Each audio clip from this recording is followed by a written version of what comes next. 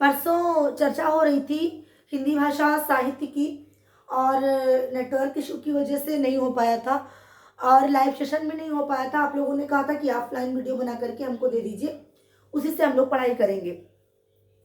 तो हिंदी भाषा का स्वरूप सबसे पहले हम लोगों ने आप लोग को बताया ही था कि हिंदी भाषा के स्वरूप में सर्वप्रथम संस्कृत, पाली, प्राकृत, अपभ्रंश, आहट, और उसके बाद हमारी प्राचीन प्रारंभिक हिंदी। तो सबसे पहले हिंदी की जननी किसे कहते हैं, हम लोग उस दिन जान लिए थे। हिंदी की आदि जननी संस्कृत को कहते हैं, लेकिन हिंदी की जननी किसे कहते हैं? तो हिंदी की जननी हम लोग अपभ्रंश को कहते हैं। एक प्रश्न आता है, भारत की प्रथम शिलालेखी भाषा कौन सी थी? विविध का प्रश्न है, भारत की प्रथम शिलालेखी भाषा कौन सी थी? तो पाली को हम भारत की प्रथम शिलालेखी भाषा भी कहते हैं, और साथ ही साथ हम भारत को प्रथम जनभाषा भी कहते हैं। 500 से 1000 ईस्वी तक के टाइम को हम लोग अपभ्रंश काल कहते हैं।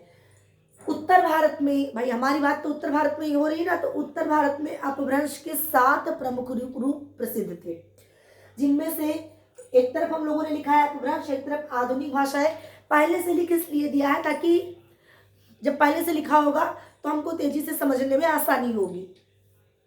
तो शौरसेनी अपभ्रंश से निकली भाषा है पश्चिमी हिंदी, राजस्थानी ब्रज भाषा और खड़ी बोली। अगला है पैचाशी हिंदी, जिससे लहदा और पंजाबी 2 भाषाएं निकली हैं। ब्राचौड़ से निकली भाषाएं हैं सिंधी। खस से निकली भाषा है पहाड़ी, कुमाऊनी और गढ़वाली।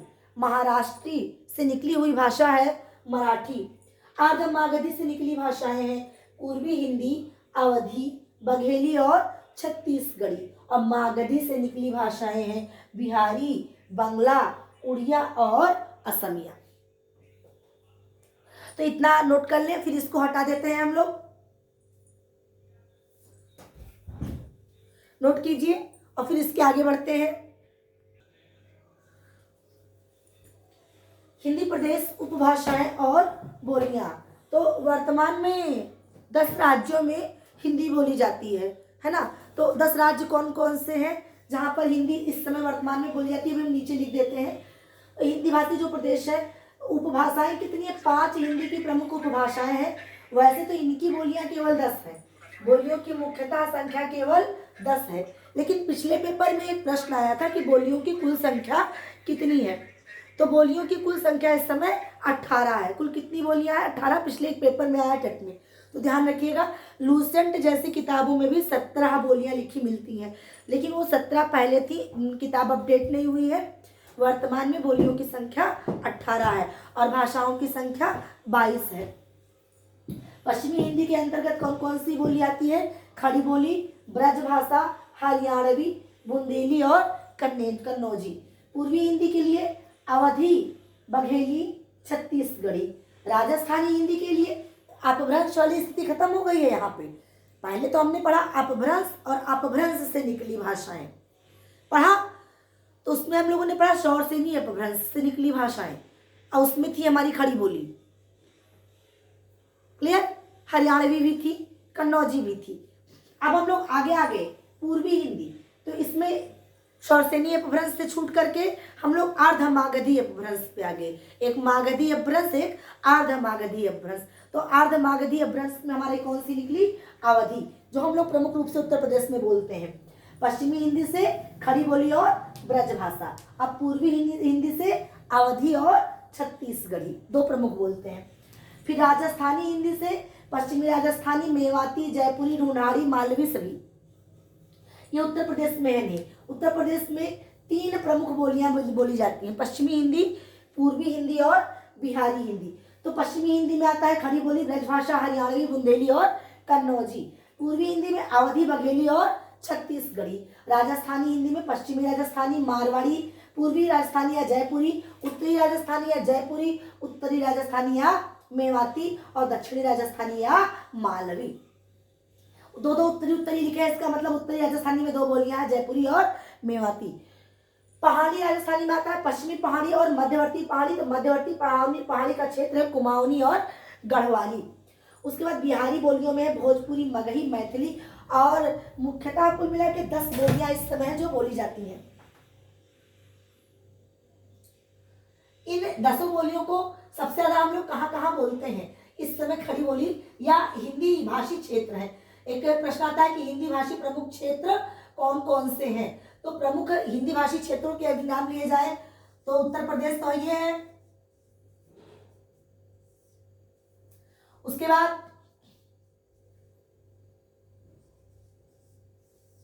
दिल्ली है,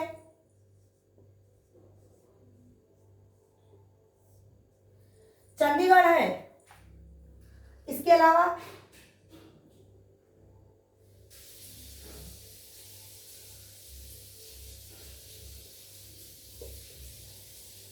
उत्तरांचल के कुछ भूभाग पे, सभी में नहीं बोला जाता है लेकिन कुछ भूभाग में हिंदी बोली जाती है। देहरादून,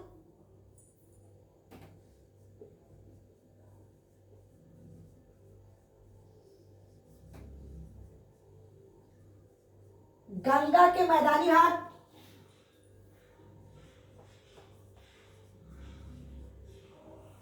हरियाणा के कुछ क्षेत्र,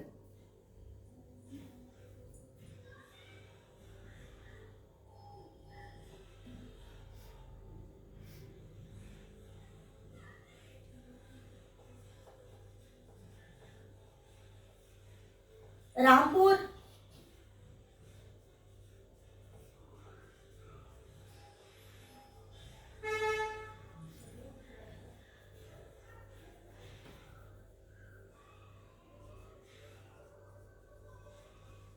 राजस्थान के भी कुछ भूभाग, यहाँ पे प्रमुख रूप से हिंदी बोली जाती है। अब हिंदी वैसे तो 5 उपभाषाएं और प्रमुख रूप से 10 बोलियां हैं, लेकिन वर्तमान बोलियों की संख्या है 18। तो बच्चों इनको भी नोट कर ले। अब फिर हम लोग अगली बात पर आगे बढ़ते हैं। स्क्रीनशॉट ले लीजिए, नोट कर लीजिए।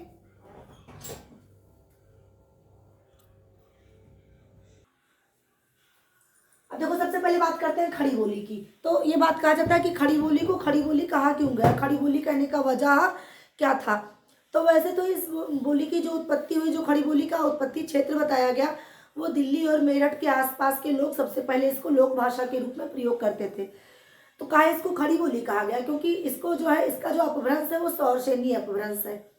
और सौरसेनी अपभ्रंश को हम लोग एक और, इस खड़ी बोली को एक और नाम से जानते हैं। दूसरा नाम है इसका कौरवी। ये साहित्यिक रूप से बड़ी समृद्ध है। तो सबसे पहली बात तो खड़ी बोली साहित्यिक बोली है, लोक बोली है, संघ की राजभाषा है, जो भारत की मानक अनुच्छेद 343 वाली भाषा है, जो संघ की राजभाषा है, जो हिंदी की मानक राष्ट्रभाषा है, जो हमारे देश की राजभाषा है, वो खड़ी बोली हिंदी है। जो हमारे देश की प्रशासनिक भाषा है वो भी खड़ी बोली हिंदी ही है। जो भारत के बाहर या संविधान के मूल भाग में लिखी गई है वो भी खड़ी बोली हिंदी ही है। और जो राष्ट्रभाषा के लिए समवर्ती सूची में रखी भाषा है वो भी खड़ी बोली हिंदी ही है। तो इस तरीके से खड़ी बोली जो है वो बहुत ही महत्वपूर्ण स्थान रखती है हिंदी भाषा में और हिंदी भाषियों के क्षेत्र में। अच्छा, हिंदी में जो है अधिकतम साहित्य लिखे गए हैं, ढेर सारे साहित्य लिखे गए हैं, वो खड़ी बोली में लिखे गए हैं। हमारे मुख्य कवि जैसे भारतेंदु हरिश्चंद्र जी, मैथिली शरण गुप्त जी, अयोध्या प्रसाद जी, या फिर सूर्यकांत त्रिपाठी निराला जी, या जयशंकर जी ने, या फिर रामचंद्र शुक्ल जी ने जो भी आलोचनाएं की, जो भी बातें की, खड़ी बोली के सबसे बड़े आलोचक कहे जाते हैं आचार्य रामचंद्र शुक्ल जी। बच्चों जो बातें बोल्ड मान लो छोटा है या लिखने की जगह नहीं है और बोला जा रहा है, उनको भी नोट करते चले जाइएगा। खड़ी बोली के अब तक के सबसे बड़े आलोचक कहे गए हैं आचार्य रामचंद्र शुक्ल जी। और खड़ी बोली के आदिकालीन प्रचारक बताए गए हैं पंडित श्याम सुंदर दास जी। और दोनों की भाषा शैली जो थी वो थी खड़ी बोली। इन लोगों ने आलोचनात्मक ग्रंथ बहुत लगे और श्याम सुंदर दास के निबंध भी खड़ी बोली में, जो कि बहुत प्रसिद्ध है। साथ ही में श्याम सुंदर दास जी ने विभिन्न प्रकार की साहित्यिक बातों पर चर्चाएं की, वो सभी खड़ी बोली में है। जयशंकर जी ने अपने जो भी नाटक, कविताएं या जो भी एकांकियां, एक घूंट, ध्यान दीजिएगा जो हम कह रहे हैं इसको नोट करते चलेंगे। एक या एकांकी है जिसका नाम है एक घूंट। तो उस एक घूंट नामक एकांकी को हम काव्य जगत में एकांकी नहीं माना जाता है, लेकिन अनेक काव्य शास्त्रियों के अनुसार वो जो एकांकी एक घूंट वो हिंदी जगत की प्रथम एकांकी मानी जाती है। वैसे तो आप लोग को पता ही होगा प्रथम एकांकी किसको मानते हैं, किस किस को पता है कि प्रथम एकांकी किसे मानते हैं। है किसी को पता कि प्रथम एकांकी, हिंदी का प्रथम एकांकी कौन सा कहा जाता है? तब आप लोग बताने से रहे, हम ही बताते हैं। बस नोट करते चलेंगे। और हमने आपको बताया है कि जो हम बीच में नोट कर रहे हैं, ऐसे कुछ लोग होते हैं वीडियो खोलते हैं, देखते हैं और देख के भाग जाते हैं, है थोड़ा सा पढ़ेंगे, बोर्ड पे जो लिखा है वही स्क्रीनशॉट कर लेंगे, तो उतना थोड़ी बताया जा रहा है। हमने आपसे पहले भी कहा था कि प्रत्येक क्लास में 10 से 12 प्रश्न आपके विविध के बताए जाएंगे। तो जो विविध के प्रश्न है उनको आप अच्छे से नोट करते इसी समय चलेंगे। तो जैसे विविध के लिए हमने क्या क्या बताया, हमने बताया खड़ी बोली के आदि प्रवर्तक कहे जाते हैं पंडित श्याम सुंदर दास जी। खड़ी बोली के प्रथम कवि कहे जाते हैं अमीर खुसरो जी। खड़ी बोली साहित्य के जनक कहे जाते हैं भारतेंदु हरिश्चंद्र जी। खड़ी बोली के प्रथम कवि कहे जाते हैं मैथिली शरण गुप्त जी, हरिओत जी, भारतेंदु हरिश्चंद्र जी। इनके अलावा सूर्यकांत त्रिपाठी निराला जी, महादेवी वर्मा जी, जितने भी छायावादी कवि हैं इन लोग की प्रमुख भाषा खड़ी बोली ही रही है। खड़ी बोली में अनेकानेक ग्रंथ लिखे गए हैं, अनेकानेक रचनाएं लिखी गई हैं। हिंदी का प्रथम शोक गीत भी लिखा गया है जिसका नाम है सरोज स्मृति, जिसके बारे में अभी आगे विस्तृत चर्चा होगी। इसी तरीके से हमने बताया है कि जयशंकर जी की एक एकांकी है। हिंदी की प्रथम एकांकी किसने लिखा, नोट कीजिए। तो हिंदी की प्रथम एकांकी है दीपदान, जिसे लिखा है डॉक्टर राम कुमार वर्मा ने। दीपदान उसको हिंदी की प्रथम एकांकी कहा जाता है। लेकिन अनेक विचारक ऐसे हैं, अनेक साहित्यकार ऐसे हैं जो हिंदी की प्रथम एकांकी एक घूंट को मानते हैं, और एक घूंट के रचनाकार जयशंकर प्रसाद जी हैं। अब उसके बाद हिंदी को खरी बोली कहते हैं। किसने कहा खरी बोली? तो डॉक्टर सुनीति प्रसाद चटर्जी, इन्होंने हिंदी को खरी बोली कहा, क्योंकि इनका मानना है कि हिंदी में बहुत ज़्यादा मात्रात्मक ना होने के नाते, आकार बाहुल्य ना होने के नाते हम लोग खड़ी बोली बोलते हैं। और वैसे भी खड़ी बोली को लट्ठमार भाषा भी कहा जाता है। जो हम लोग हिंदी वाले हैं, ये जो खड़ी भाषा वाले हैं, इनको वैसे भी लोग लट्ठमार ही कहते हैं। अच्छा देखिए, चूंकि हम गोंडा से हैं, आप लोगों में से तमाम लोग तमाम जगहों से होंगे, तो जो गोंडा से होंगे वो जानते होंगे कि हम लोग जब ट्रेन में सफ़र करते हैं या बाहर जाने पर रूम रेंट पे लेना चाहते हैं, या कहीं पर किसी से बाहरी जिलों में, बाहरी प्रदेशों में दोस्ती करना चाहते हैं, और जैसे भी हम लोग से पूछते हैं कि आप लोग कहाँ के हैं, और हम लोग कह देते हैं कि मुरादाबाद के हैं, मेरठ के हैं, आया गोंडा के हैं, तो अब बताने की ज़रूरत नहीं है आगे कि फिर क्या होता है हम लोग के साथ, वो लोग कैसा व्यवहार करते हैं। वो लोग क्या करेंगे, वो लोग डरे ही रहते हैं, वो सोचते हैं हमारे लोग का व्यवहार गड़बड़ होगा, क्योंकि जो खड़ी बोली है इनकी भाषा शैली जो है वो लठमार है। बहुत लाग लपेट के बातचीत करने की आदत इन लोगों को नहीं। अच्छा, आप लोग कहेंगे नहीं मेरे तो पड़ोस में तो गोंडा वाला रहता है, बहुत लपेट लपेट के बतियाता है। तो उसका कारण ये है कि अब सीख रहे हैं लोग दुनियादारी, है ना। अभी तक तो पूर्वांचल वाले मीठा बोलते थे और अच्छा नुकसान करते थे। अभी तक खड़ी बोली के जो खड़ी बोली क्षेत्रों के जो लोग हैं, ये साफ साफ खड़ी खड़ी बात को तुरंत कह देते हैं। दूसरी बात, इसको खड़ी पाई वाली बोली कहा गया। इसमें आकार बाहुल्य है। आकार बाहुल्य मतलब समझ रहे हैं, जैसे हम लोग बालक, चालक, गायक, आज, शाम, रात, दोपहर जैसी बातें बोलते हैं। ये सभी आकार बाहुल्य हैं। जानते तो हैं ना कि अकारांत किसे कहते हैं, इकारांत किसे कहते हैं और उकारांत किसे कहते हैं। तो हमारी भाषा जो है वो आकार बाहुल्य है। आ का प्रयोग हम ज़्यादा करते हैं, और यही वजह है कि हम खड़ी बोली वालों की हिंदी को खड़ी पाई वाली भाषा भी कहा जाता है। अगली बात आती है, खड़ी बोली किस अपभ्रंश से निकली है? तो सौरसेनी अपभ्रंश से खड़ी बोली निकली हुई है। अगली बात आती है, खड़ी बोली किन जगहों पर सबसे ज्यादा बोली जाती है? बोलने वालों के क्रम में कहाँ ज्यादा कहाँ कम? तो सहारनपुर, मुजफ्फरनगर, मेरठ, गाजियाबाद, तमाम जगह इसमें नहीं भी लिखे हैं, जो बहुत प्रसिद्ध है वही लिखे गए हैं, मतलब जहाँ ज़्यादा लोगों की संख्या है। तो गाजियाबाद, मुजफ्फरनगर, मेरठ, झांसी, बदायूं, एटा, अलीगढ़, गोंडा, रामपुर, बिजनौर इत्यादि जगहों पर खड़ी बोली बहुतायत मात्रा में बोली जाती है। अगली बात क्या है? खड़ी बोली साहित्य के जनक। खड़ी बोली के प्रथम कवि कौन कहे जाते हैं? तो खड़ी बोली के प्रथम कवि कहे जाते हैं अमीर खुसरो जी। अमीर खुसरो के बारे में तो जानते ही होंगे कि जब अमीर खुसरो हमारे यहाँ आए, कौन आया? खुसरो। तो खुसरो अपने साथ लेके आए बड़ी ही प्रत्यय, और तभी हमारी हिंदी कही जाने लगी हिंदी। वही एक व्यक्ति थे जिनका नाम था आपी, 1250 में आए थे और लेके आए थे भी प्रत्यय, और तब हमारी हिंदी कही गई थी हिंदवी। लेकिन ये दोनों बातें, जैसे अमीर खुसरो ने एक किताब लिखी थी नूहे सिपहर, इसमें इन्होंने 30 बार हिंदी का और 5 बार हिंदवी का प्रयोग किया था। अब 1250 में जब ऑफी आए तो उन्होंने सबसे पहले हिंदवी कहा, लेकिन अभी भी साहित्य के क्षेत्र में इसका प्रयोग कम हो रहा था। तो हिंदी साहित्य में इसका प्रयोग कब ज़्यादा होना शुरू हो गया, तो हिंदी साहित्य में जब शफरुद्दीन ने जफरनामा नाम की एक किताब लिखी। एक प्रश्न आता है कि सबसे पहले हिंदी का प्रयोग किस किताब में लिखा दिखाई पड़ता है, किस साहित्यिक विधा में दिखाई पड़ता है। तो सबसे पहले खड़ी बोली फारसी मिश्रित एक किताब थी जिसका नाम था जफरनामा। एक बात ये भी ध्यान देते चलेंगे कि जो अपभ्रंश के बाद की हिंदी बनी थी वो फारसी मिश्रित हिंदी थी। जो हमारी अपभ्रंश के बाद वाली हिंदी थी ये वास्तव में फारसी मिश्रित हिंदी थी, जिसमें से बाद में जब लिपि सुधार समिति और राजभाषा आयोग का गठन हुआ और जब ये बात हो गया कि नहीं भाई ऐसा नहीं हो सकता, हिंदी की लिपि फारसी नहीं होगी, कारण भी बताया गया।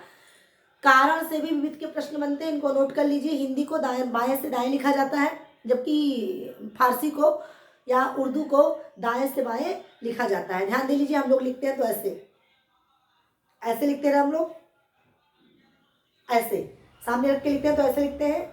इसका मतलब हम लोग कैसे लिखते हैं, जब हमारी कॉपी जो रखी होती है तो ये वाला बायां है, ये वाला दायां है तो हम लोग लिखते कैसे हैं, लिखते तो दाहिने हाथ से हैं लेकिन बाएं से लिखते हैं। ध्यान दीजिएगा, दाहिने हाथ से लेकिन बाएं से। एक प्रश्न विविध का ये भी बनता है, हिंदी किधर से किशोर, किशोर से किशोर को लिखी जाती है, तो हम लोग बाएं से दाएं की ओर लिखते हैं, जबकि अरबी भाषा या फारसी भाषा को दाएं से बाएं की ओर लिखा जाता है।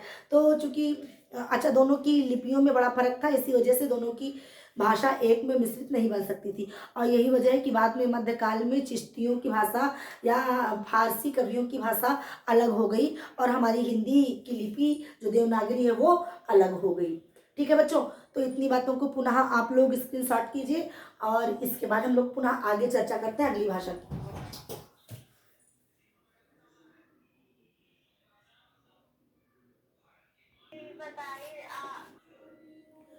अब अगली बात आती है किसकी, ब्रजभाषा की। तो ब्रजभाषा का साहित्य सबसे ज़्यादा समृद्ध साहित्य है, सबसे ज़्यादा साहित्य रचना ब्रजभाषा में हुई है और ब्रजभाषा के सर्वाधिक प्रसिद्ध कवि माने जाते हैं महाकवि सूरदास जी। सूरदास जी के अलावा कविवर बिहारी, नंददास, रहीमदास, देव, रत्नाकर, सेनापति, ये सभी जो हैं ये ब्रजभाषा के कवि कहे जाते हैं। अच्छा, बिहारी बिहारी दो बार लिख गया, तो देव है, बिहारी है, रसखान है, रहीमदास है, नंददास है, सूरदास है।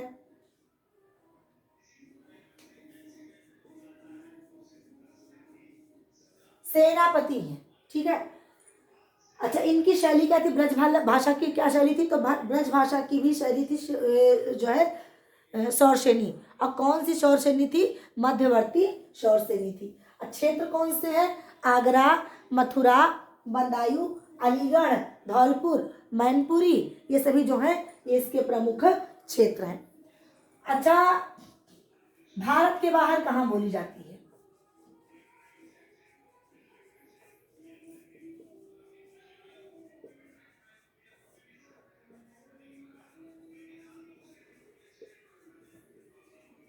कहाँ कहाँ बोली जाती है,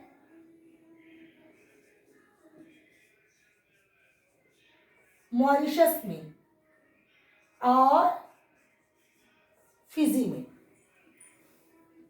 लाइटिंग थोड़ी कम हो गई है तो इसको एक बार चेक कर लिया जाए कि ऐसा क्यों दिख रहा है भाई।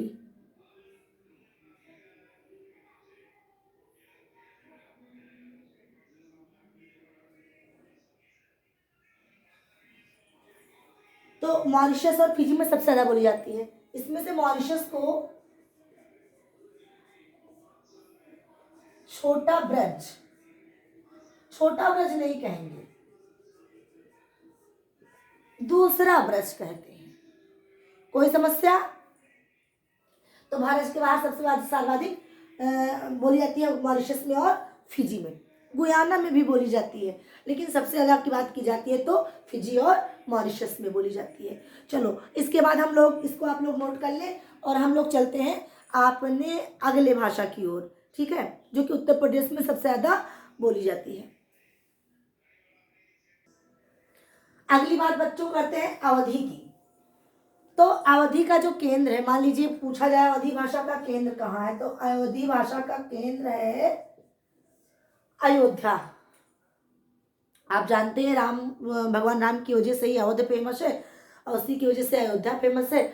और साथ ही साथ आप लोग को ये भी पता होगा कि जब हम लोग भारत के बाहर कहीं जाते हैं तो वहाँ पर हम लोग यही कहते हैं कि हम लोग कहाँ से हैं, अयोध्या से हैं। गोंडा थोड़ी बताते हैं। भारत के उत्तर प्रदेश के बाहर जाते हैं तो हम लोग बताते हैं कि हम लोग अयोध्या के हैं।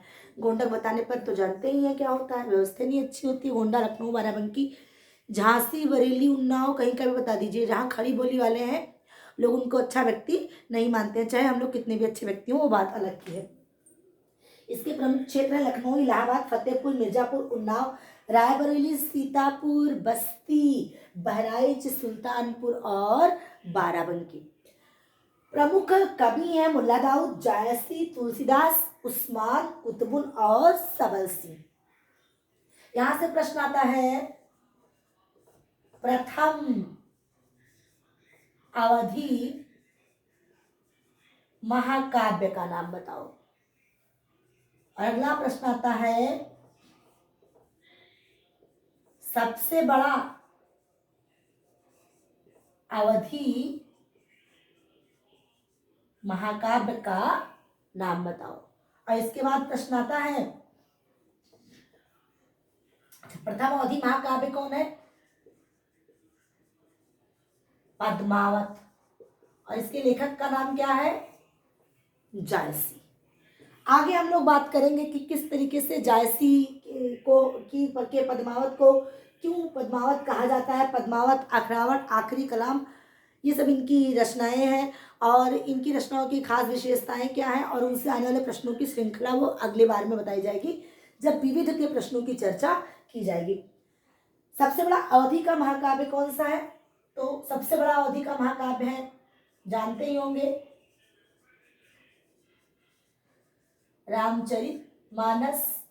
और रचयिता को भी जानते होंगे, तुलसीदास। तो रामचरितमानस के तुलसीदास से भी बहुत सारे प्रश्न आते हैं, है ना।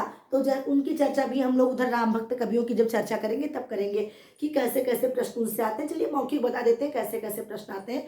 इनसे आने वाला प्रश्न ये होता है कि तुलसीदास का लिखा हुआ छंद ग्रंथ कौन सा कहा जाता है, ज्योतिष ग्रंथ कौन सा कहा जाता है, रामचरितमानस की खास विशेषता बताइए, रामलला नहछू में कौन सा छंद प्रयोग किया गया है, रामचरितमानस में कुल कितने कांड हैं, कौन सा कांड सबसे बड़ा है और कौन सा कांड सबसे छोटा है, और तुलसीदास का प्रथम ग्रंथ कौन सा है और तुलसीदास का अंतिम ग्रंथ कौन सा है, और तुलसीदास का ब्रज भाषा में लिखा ग्रंथ कौन सा है। तो इन सभी विविध के प्रश्नों की चर्चा हम लोग करेंगे अपने अगले वीडियो में। तो ये रहा हमारे अवधि की बात। अब अवधि के बाद एक भाषा बचती है जो हम लोग उत्तर प्रदेश के लोग सबसे ज़्यादा बोलते हैं, और चूंकि आपकी भर्ती उत्तर प्रदेश से संबंधित है, उत्तर प्रदेश पुलिस की भर्ती है, तो इसमें ज़्यादातर भाषाएं और प्रश्न जो आएंगे वो उत्तर प्रदेश से ही आएंगे, उसके बाहर वाले बहुत कम आएंगे। तो उत्तर प्रदेश में अगली जो भाषा बोली जाती है वो है बिहारी की उपभाषा, यानी कि कौन सी, भोजपुरी। तो चलिए हम लोग चर्चा करते हैं आगे भोजपुरी की। अगली बात करते हैं भोजपुरी की। तो भोजपुरी का केंद्र जो है वो बिहार के शाहाबाद की एक जगह है, भोजपुर, वहीं से भोजपुरी की शुरुआत हुई है। भोजपुरी बड़ी उत्कृष्ट भाषा है और भारत के बाहर की बात की जाए तो एक उधर से भी एक प्रश्न छूट गया है, उसको भी नोट कर लीजिएगा। भारत के बाहर रामचरितमानस का सबसे व्यापक प्रचार जो हुआ है वो हुआ है थाईलैंड और वियतनाम में। यहाँ तक कि हमारे यहाँ भी दीपावली में जो कवि आते हैं, जो साहित्यकार आते हैं, वो वहीं से आते हैं। जो भी साहित्यकार दीपदान में दीपावली में आते हैं, जो भी अभिनेता अभिनेत्री आते हैं, सबसे ज़्यादा सुंदर तरीके से रामचरितमानस का गायन वहीं पर किया जाता है। अब इधर बात करते हैं भोजपुरी। तो केंद्र है शाहाबाद और भोजपुर और अपभ्रंश है शोरसेनी। और प्रमुख बोले जाने वाले क्षेत्र हैं बनारस, जौनपुर, मिर्जापुर, देवरिया, आजमगढ़ और बस्ती, शाहाबाद, चंपारण और सारण।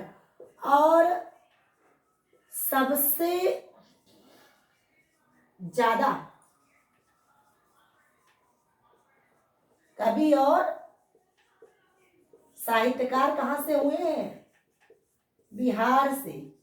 यहाँ तक कि अपने प्रेमचंद भी बिहार के ही थे। इनके अलावा अपने और कई कवि हैं, वो सभी बिहार से ही थे। हालांकि इन्होंने अपनी रचनाओं में बिहारी का प्रयोग बहुत कम किया, ठीक है, लेकिन थे तो ये बिहार के ही। अच्छा, बिहार का भी प्रेमचंद हम लोग किसी को कहते हैं, ठीक। तो आप लोग हमको कमेंट करके बताएंगे बिहार का प्रेमचंद किसे कहते हैं या भोजपुरी का प्रेमचंद किसे कहते हैं। अच्छा, सर्वाधिक फिल्में भी किस भाषा में बनी है? भोजपुरी भाषा में बनी है। और सर्वाधिक रचनाएं भी किस भाषा में रची गई हैं? साहित्य का भी रचना का जो हुआ है वो किस भाषा में हुआ है? भोजपुरी भाषा में। बच्चों, पहले से लिख लेने की वजह से आज वीडियो में बहुत ज़्यादा मैटर आधे घंटे के अंदर ही हो गया है। यदि पूरी एक वीडियो को आज वाले को पढ़ लेंगे तो एक दिन की वीडियो से आपके विविध के बहुत सारे प्रश्न फंस जाएंगे और कम से कम 10 प्रश्न ऐसे हैं जिनके आने की संभावना बन रही है। तो पूरा वीडियो अच्छे से पढ़ें और हमको बताएं कि क्या ऐसे ही अगला वीडियो भी थोड़ा थोड़ा लिख करके फिर बता दिया जाए। अगर समझ में आ रहा है तो हाँ, या फिर साथ साथ लिख करके ही बताया जाए, जैसा आप लोग को वीडियो समझ में आए। तो आज का वीडियो आप लोग देखें, साहित्य का पोर्शन 1, और उसके बाद हम लोग मिलते हैं अपने अगले वीडियो में और तब चर्चा करते हैं भारत में प्रचलित 22 भाषाओं की, अन्य 2200 भाषाओं की। ठीक, तो मिलते हैं अगले वीडियो में। धन्यवाद।